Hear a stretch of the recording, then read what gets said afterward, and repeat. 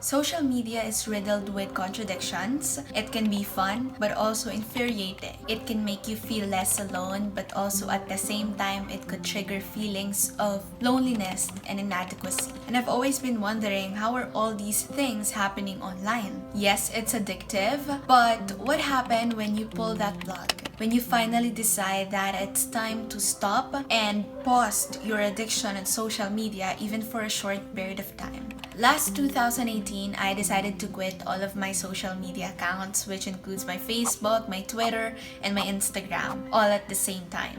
I was in senior high school that time when I decided that I need to quit all of them. At that time, I was a consistent user of social media for around 5 to 6 years, so leaving was a real shock to everyone who knows me. It was a random solution I've just thought of when I'm kind of figuring out a way to solve my problems, which we will dig in later. I just thought that maybe quitting these platforms, especially Facebook, would at least save me from this drowning moment of being overwhelmed. And honestly, making that decision was one of the biggest decisions I've ever made during my teenage years. The question is, how am I supposed to do that?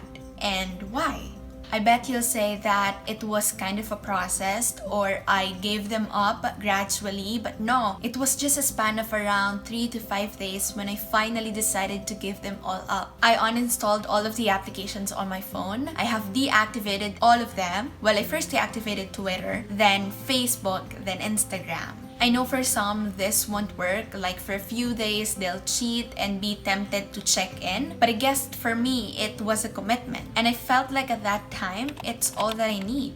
If you're interested why I did quit all of my social media accounts and the lessons I learned along the way, then allow me to introduce myself. I'm Risha. I'm a learning and growth enthusiast. I'm just thrilled to keep sharing what I'm learning, so without further ado, let's keep moving. Let's go down to the 5 specific reasons why I quit social media. During those times, I was 16 and I was terribly suffering with body shame and severe insecurities, which is the first reason why I left all of my social media accounts. I have felt like people always have an opinion about my body shape, my body size, and everything about it. And to add up, it actually didn't happen online. It happened in actuality. And should I say that social media triggers those emotions that I have inside with regards to those areas of my life? That's where things got more complicated. Before, I actually didn't care. I've seen beautiful people online, successful people online, and honestly, I have nothing against them. I'm happy for them and I feel like I'm also feeling the same success as they do. But when these things happen to me in actuality, I feel pressured to be as good as them, that I have to be beautiful like them, that I have to have that kind of cheeks like them, that I need to have that kind of body shape like them.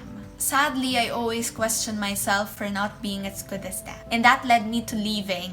Just a quick storytelling. I remember I was at SM Lemery and I stumbled upon a friend's mom. She greeted me and I was having the same energy as she is, and at the end of our conversation she was like, ang taba mo na, ang taba mo, ang laki mo na. And though it's fun and I know that it wasn't negative for her, but it was for me. Sadly, it affected me a lot worse than I expected to be. That's where it triggered my feelings, and I've always felt like, okay, being fat and having this body is a mistake, and therefore I should do something to change it, and therefore I should not feel proud of this, and unknowingly it was unhealthy. And so to avoid that circumstances, I really tried my best to change my body. It was sad and painful, and I just find myself really thinking through it, even if there's actually nothing wrong based on how I see it right now, but during that time it was really a down moment for me. Moving on to the second reason why I left social media, I learned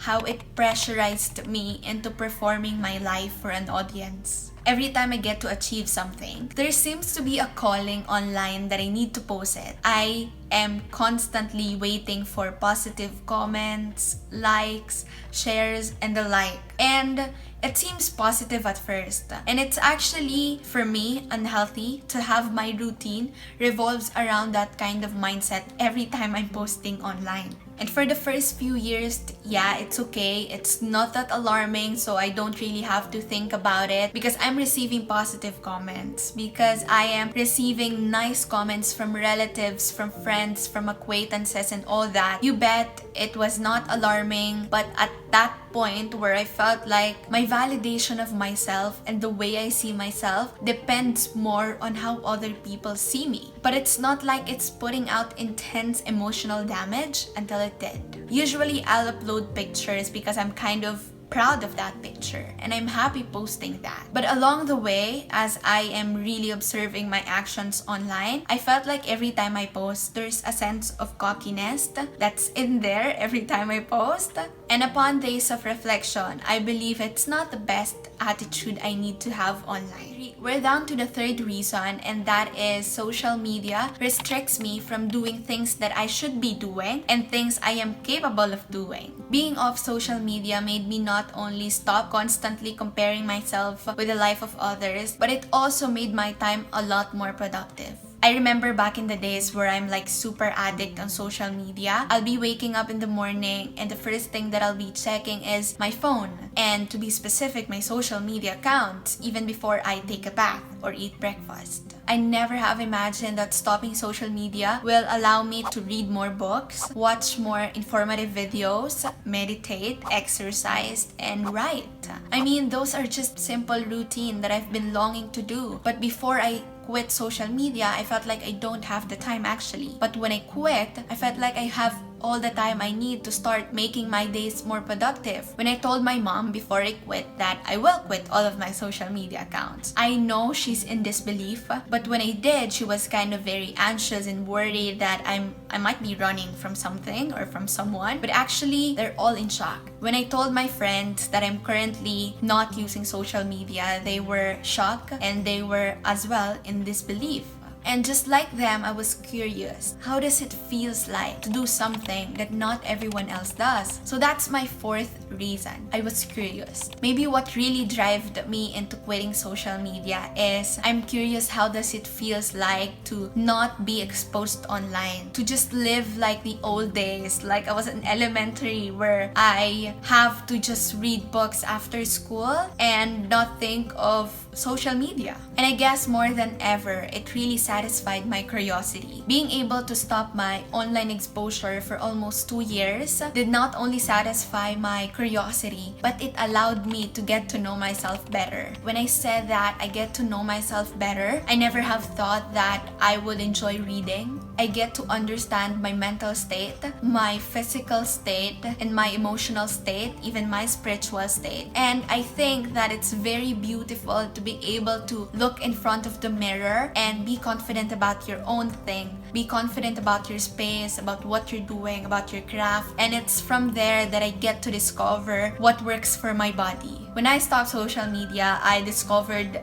books that I love to read, the habits that I want to do and practice more, and the situations I want to find myself in. And I wouldn't have done that if I did not quit. I wouldn't have been able to develop this habit of reading if I did not quit. I wouldn't be able to discover what exercise works for my body and what doesn't.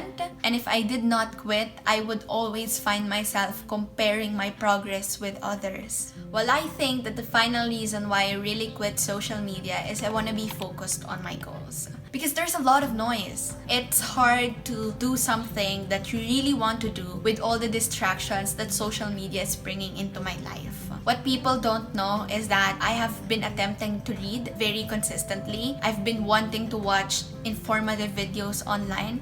I've been wanting to do my own craft like this one, but there has been a lot of distractions brought by social media. Like every time I'm starting, I'll grab my phone and then scroll over, and then I'll just realize that for the next 30 minutes, I'm spending my time online and finally disregarding all the tasks that I need to do within that day. And talking about it, it's actually funny.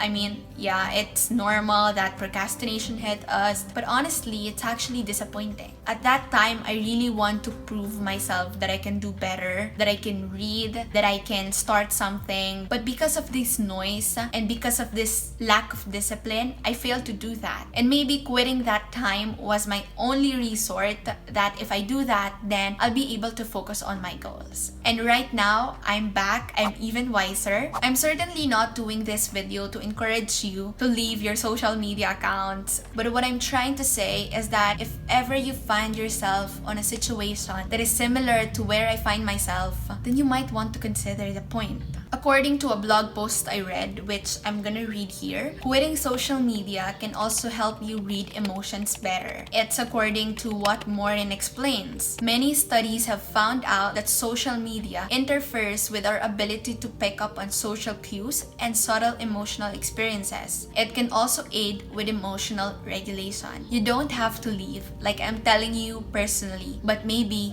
you need to take a break. And if there was ever a learning worth sharing, actually there's a lot. If you want, I could share them one by one on my next video. But honestly, if there was ever a learning worth sharing, is that we really are in control of our own lives. Do not let such a post, such a comment, such an environment online affect the way you see yourself, affect the way you see the people around you, and affect the way you see the world. Because you know, the world is much more gentle and amazing than what social media described it to be. Before, I was a slave of social media. Whenever there's a challenge online, I would do it for social media's sake. Before, if there's ever a comment that really affected me, I do everything to change that about myself. And I really brand myself as a slave. But right now, I think it's the other way around. I get to take advantage of its effects. I get to meet friends. I get to communicate with my friends and family. And I get to work online as well. There you go. I really appreciate you putting up with me up until the end of this video. If you like contents like this related to productivity, growth, and learning in general, I would love it if you consider subscribing to my channel, because I will be consistently uploading videos every weekend. Thank you folks for watching, and I'll talk to you soon. Bye!